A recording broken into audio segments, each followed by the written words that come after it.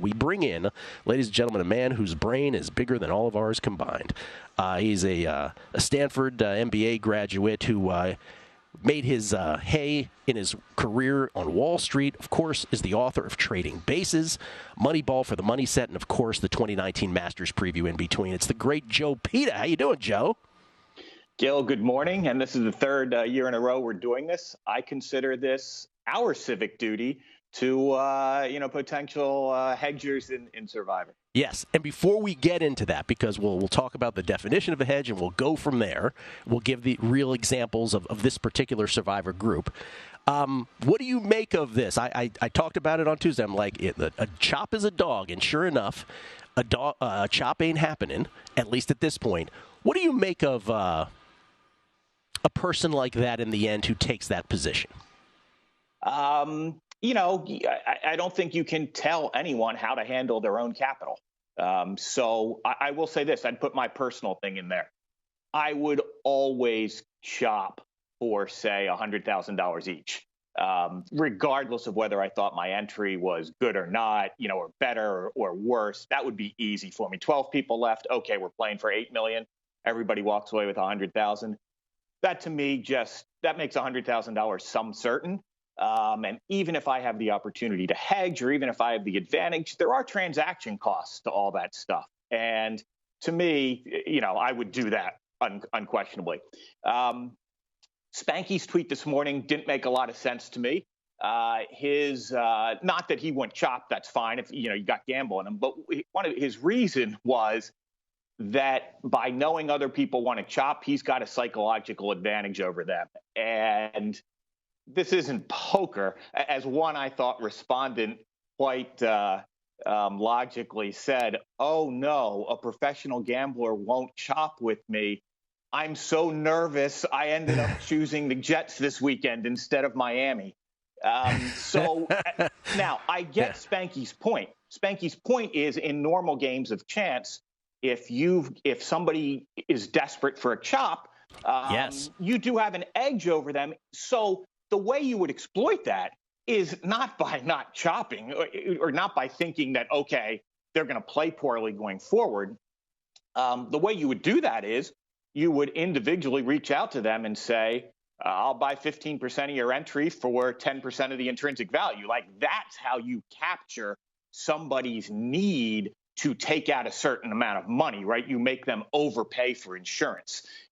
So I thought that.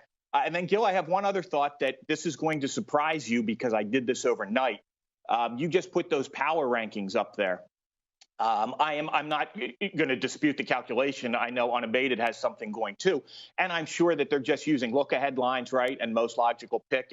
And this is it's ranked by people that have the highest money line or the best chance to get through 20 weeks.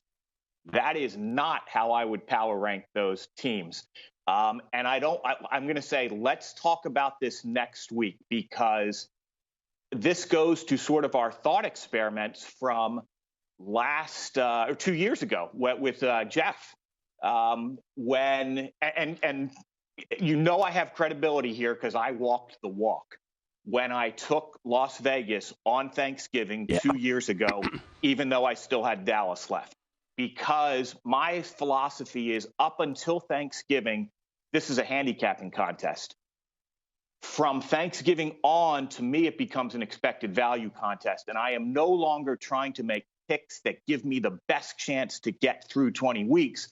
I am making picks that have the most expected value. Yes. And that is also because there's hedging available. And I would say that I look at that list, and to me, here's why I don't want to go into the details. It's the Heisenberg principle. I think we know Heisenberg from Breaking Bad, but the Heisenberg principle, I believe, says that which gets observed gets changed. And I don't want to get in anybody's head until next week. Let's see what happens going into next week. But I would say I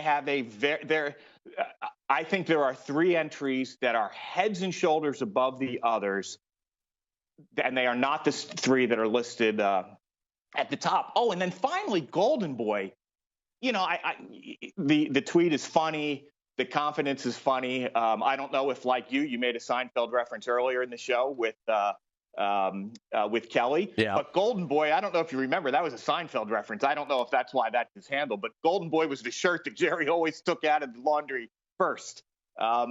And I will say, for as funny as that tweet is, and he may be sly as a fox, because and again, this might be something to talk about next week.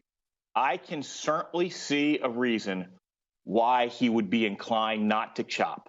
But let's see what happens this weekend, and we can, maybe talk about that next week. Yeah, it's one of the things that you said there, I just want to seize on, which is, it's a handicapping contest for a while. Then in your mind, it shifts to an expected value contest.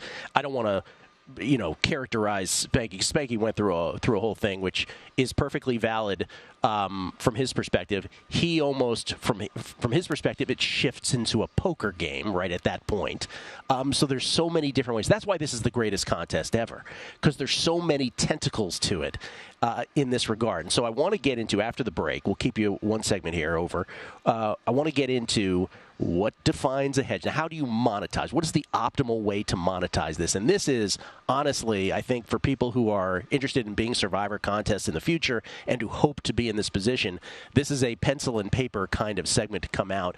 And we'll try to go through it as clearly as we can. And I'll have some questions for you, Joe. I'll have a little pushback on one or two. Not pushback, well, maybe pushback on one thing.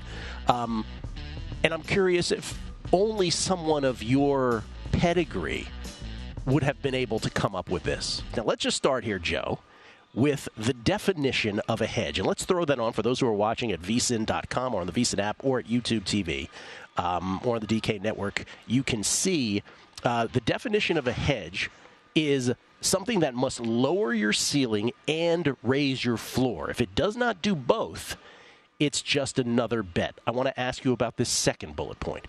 There is one perfect hedge, you say, selling a portion of your entry for its intrinsic value. That truly is the perfect hedge, if you can do it that way, right? But it's never going to be it's never going to be at its exact intrinsic value, right? There's going to be a negotiation in that as well. So if someone says, I'll buy it for you at 80 cents on the dollar, still a better way to do this than others? That's a pretty steep discount, but, remember, it's an insurance policy, right? You're insuring yourself a portion of the pot if you do that. And insurance companies make money, right? So you pay something to get that insurance. It would be awesome if you can find someone that would say, yeah, I just want action and I'll pay, $70,000 for 10% of your entry. That's awesome. And you're done for that amount. And so, yeah, you have to decide if the discount is worth the amount of insurance you're buying. Okay. Absent selling a share, you can create a synthetic hedge, as you said, but it takes access to capital or credit. That is a huge point in all of this, isn't it? Yes, it sure is. This isn't free, but if you have access to capital, you can, or credit, you can absolutely synthetically monetize the amount that you are trying to, that you want to take away. And the example that we could, or last week, here's an example from last week. If you were trying to monetize $40,000 of your entry, or about 10% of what it was worth, it was quite, it was easy to do. But it probably took about access to about $75,000 of capital to ensure that you could do it. Okay, finishing the Hedge 101 portion of this before we get into a specific detail. This is really about being long on your position and short on everybody else's. That's really what we're talking about here, correct? That's right. Gill, everybody always says, like I heard somebody say last week who had Green Bay, what was I going to do? Bet $40,000, and if that loses $80,000 the next week? And what they've got there is they've got half of the equation correct. Yes, if you were trying to extract $40,000, you would have bet against your long, which was the Packers. You would have bet the Giants money line to win $40,000. Now, that would have taken about $20,000, right? Because I think they were plus 200.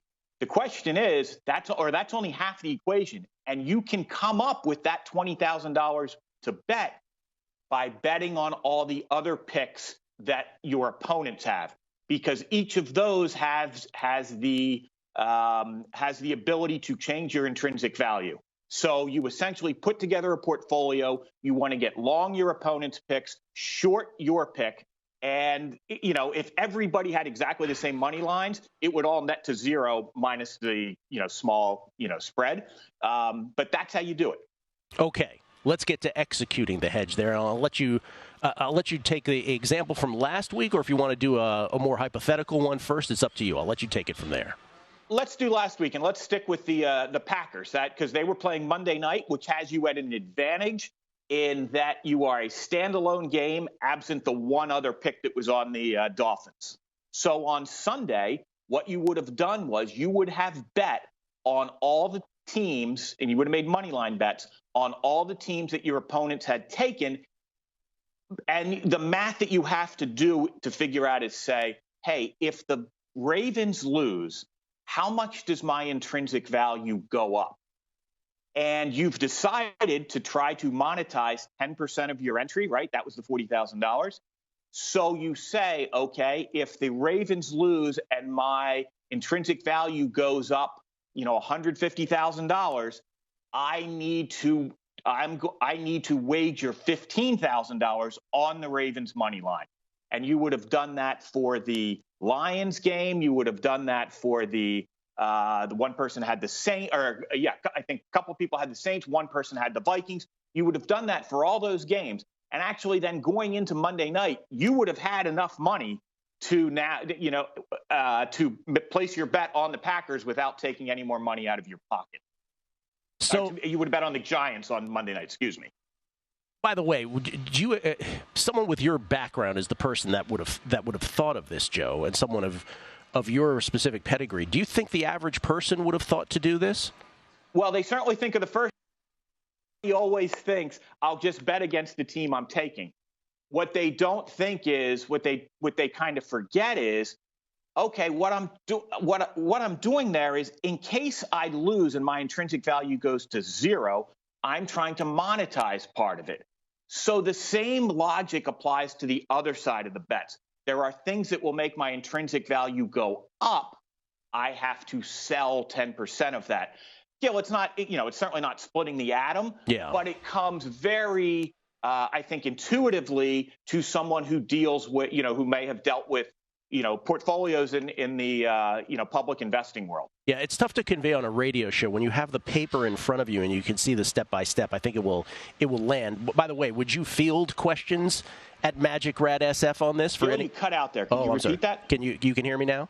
Yep. Would you be willing to field questions for the remaining players? Would you be willing to field questions on this at Magic Rat SF? Oh, I'm always willing to field questions. And in fact, since I first came on 3 years ago, I do get questions every year. People have sent me spreadsheets. Am I doing this right? Et cetera. It's a fun mental exercise, I think. Well, here's my one question. It's not pushback. It's my one sort of like, okay, would it be better? Because what you're doing is essentially going around from sportsbook to sportsbook and making this happen. And it's not an easy thing to make happen. Wouldn't it be smarter for someone to get the cheapest flight they can to New Jersey and jump on like a profit exchange or a sport trade and with much less juice do it that way? Absolutely, Gill. It's the same as shopping for the money lines, right? Absolutely. If there is less juice, and I think there might be one in Ohio now that it's not an exchange, but it's a low vig book, high limit, low vig. Maybe it's just high limit. I haven't done all that work, but absolutely, Gill. If just getting 5 cents on a money line, it reduces those transaction costs. You agree this is the greatest contest in the world for all of so many. Absolutely. Yeah. Absolutely. And the little twists, the Thanksgiving and the Christmas additions, absolutely brilliant. It is amazing. So I guess in the end, my thought on this for everybody participating is, because there's going to be some people who view this, and you know how math is for some people. They're going to be like, wait a minute, if I'm down to the final 13, do I really have the ability to access all this capital to go through? That's why I bring up the trade exchanges as maybe a more realistic option to this. Do you think there's a time that's too early to start this? Like, if this was 2 weeks ago, would we be having this conversation? You may remember I started it when we were down to 28 people 2 years ago, when I was one of the last 28. Anything before that is too early. The commitment, it can really add up. If you start doing it with 50 people left and you're only losing 5 a week for the last 8 weeks, you're rolling a lot of capital each week. So I think you need to get down to about, something around 2 to 3 dozen before you could consider it. Something 2 to 3 dozen. Okay. Let's do this. Let's do will you be willing to perform a homework assignment, Joe? Do you like homework? Absolutely. All right. Absolutely, Professor. Okay. So Kelley's going to be like a game show host here. You want to, let's pick one entry. Kelley can pick it randomly. We'll give you that entry with its remaining teams available, and we can read this. You don't even have to come on the show. You can give us the homework assignment back, and we can talk tomorrow about how we would monetize it based on the Joe Peta theory. How about that?